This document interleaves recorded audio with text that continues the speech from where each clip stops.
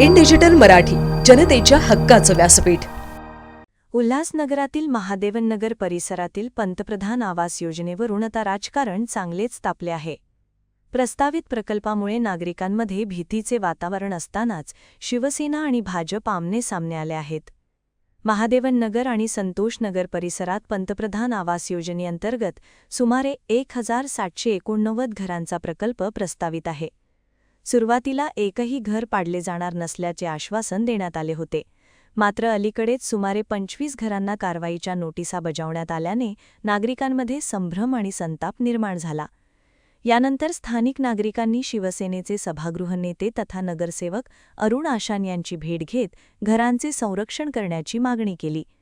विठाई प्रतिष्ठान येथे झालेल्या बैठकीत अरुण आशान यांनी प्रशासनाने नोटिसांबाबत स्पष्ट भूमिका घ्यावी, पुनर्वसनाचे धोरण जाहीर करावे अशी मागणी करत महादेवन नगरातील एकाही घराची वीट पाडू देणार नाही, नागरिकांच्या घरांचे संरक्षण करण्यासाठी शेवटपर्यंत संघर्ष करू अशी भूमिका मांडली.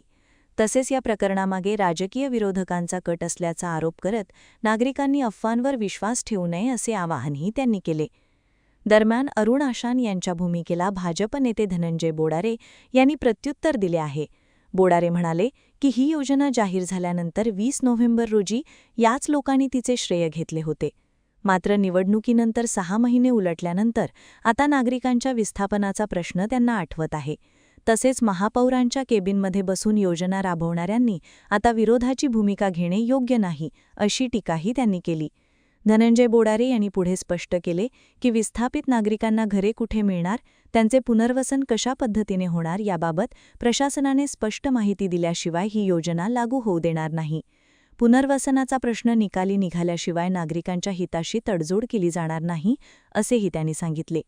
एकीकडे अरुण आशान घरांचे संरक्षण करण्याचा निर्धार व्यक्त करत आहेत, तर दुसरीकडे धनंजय बोडारे पुनर्वसन स्पष्ट झाल्याशिवाय योजना लागू होऊ देणार नसल्याची भूमिका घेत आहेत. त्यामुळे महादेवन नगरातील पंतप्रधान आवास योजनेवरून आता राजकीय वातावरण अधिकच तापण्याची चिन्हे आहेत. 20 नवंबर को कुछ लोगों ने हमने किया ये प्रपोजल ऐसा श्रेय लेने के लिए आगे दौड़ रहे थे और इलेक्शन के बाद लगभग 6 महीना हो गया. 6 महीने के बाद यहाँ के लोगों को नोटिस मिला कि 7 दिन के अंदर खाली करो. अभी इस कारपोरेशन में प्रमुख पोस्ट पर बैठे हुए लोग यहाँ के नगरसेवक हैं. एक नगरसेवक यहाँ का प्रभाग समिति सभापति है, एक नगरसेवक सभागृह नेता है. महापौर कार्यालय में 24 घंटा बैठे हुए, 24 घंटा में 12 घंटा तो पक्के हैं. और शहर में डंडोरा है कि इनके इशारे पे सब कुछ होता है. महासभा निकलती है तो इनके इशारे पर निकलती है. अगर कुछ भी होता है तो इनके इशारे पर ऐसा बवाल कर रहे हैं या किया है. लेकिन यहाँ कल नोटिस कुछ लोगों को मिलने के बाद 6 महीना हुआ है. इस विषय में कारपोरेशन में पहले भी ले सकते थे, लेकिन कभी लिया नहीं. इस वार्ड के, इस नगर से, इस प्रभाग के प्रतिनिधि करके हमारे लोगों का क्या होगा? यहाँ के लोग विस्थापित होने के बाद उनकी क्या योजना की है?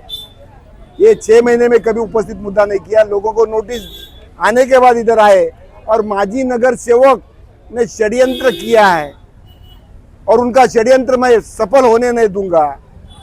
इस तरीके का बनाव गुमराह यहाँ के लोगों को करने का कोशिश किया, उसका जवाब आज मुझे देना पड़ा. देने की जरूरत नहीं थी, क्योंकि यहाँ के लोग जानते हैं कि 20 नवंबर 2025 को भी मैंने ये स्टेटमेंट किया था कि अगर ये योजना करनी है तो यहाँ के लोगों को पहला उसमें अंतर्भूत करो.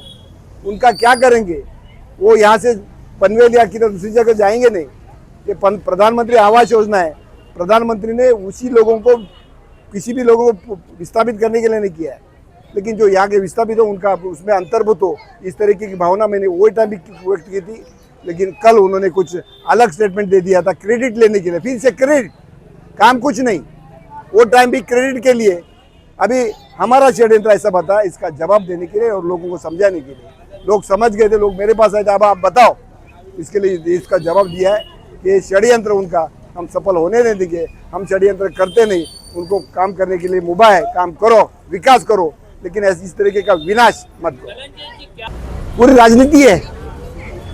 धनंजय बोडारे में उस टाइम बोला था, जिस दिन निकलने लगा था, कि हम सोशल, हमारा जो पिंड है सोशल का है, सामाजिक, इसके लिए नगर सेवक है तो भी, नहीं है तो भी, सामाजिक, सांस्कृतिक, शैक्षणिक और बाकी ये प्रोग्राम साल भर चालू है। जैसे उसमें से एक अभी 25 तारीख को है जो आषाढ़ी वारी हर साल निकलती है, वो भी प्रोग्राम है।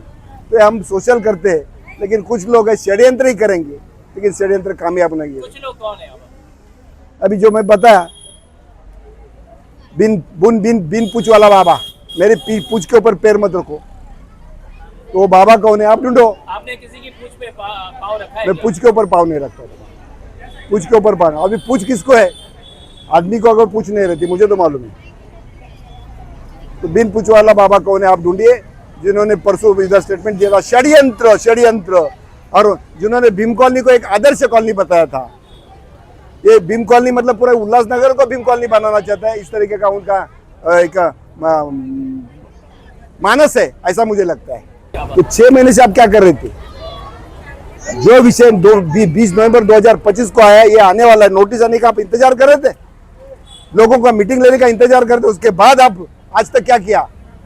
मीटिंग का एजेंडा अभी निकालते, 6 महीने से क्यों नहीं निकाला? एक एजेंडा निकालने के लिए स्वीकृत सदस्य का बीजेपी के 34 नगरसेवकों को विषय देना पड़ता है, फिर भी आप नहीं निकाल सकते।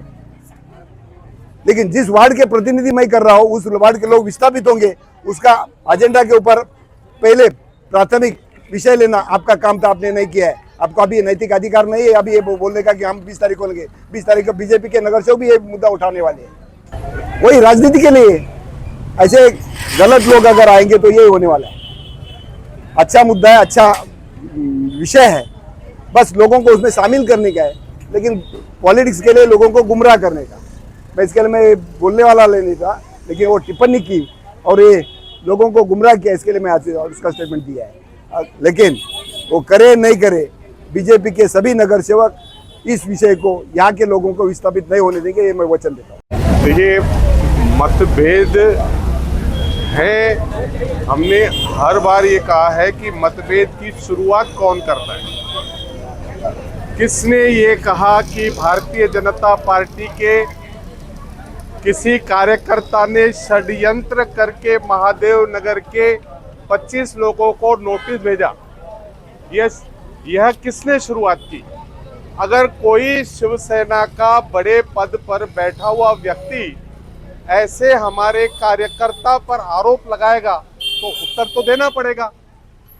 तो इसीलिए जब कोई अच्छा प्रोजेक्ट शहर में आता है, उसको अटकाना, लटकाना और भटकाना, यही काम अगर उन नेताओं का है, तो मुझे लगता है कि इससे बड़ी दुर्भावना, इससे बड़ा दुर्देव इस शहर के नहीं हो सकता कि इतने 750 करोड़ प्रधानमंत्री आवास योजना के लिए उल्लासनगर में आवंटित किए गए हों, उसमें इस तरह की राजनीति लाकर अगर शिवसेना, भारतीय जनता पार्टी अगर साथ में है, तो एक दूसरे के सदस्यों पर आरोप क्यों लगाया जाता है?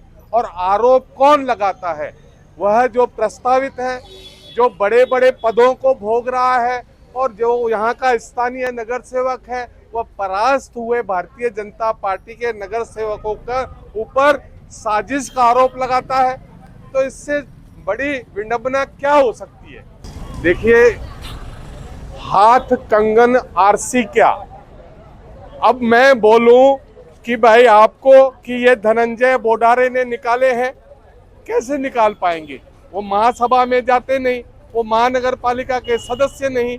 आप तो सभागृह नेता हैं, गट नेता हैं, महापौर हैं, स्थायी समिति अध्यक्ष है, प्रशासन पूरे आपके हाथ में है, और यहाँ तक कि वार्ड का जो वार्ड का जो अध्यक्ष है वार्ड, वो भी आपका ही नगर सेवक है।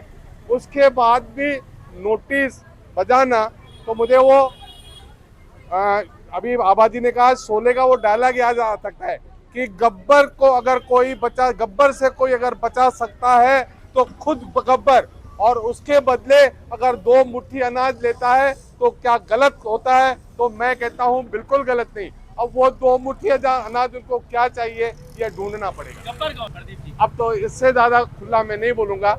जरा आप भी चौथे स्तंभ में लोकतंत्र के, आपका भी खोजना काम है।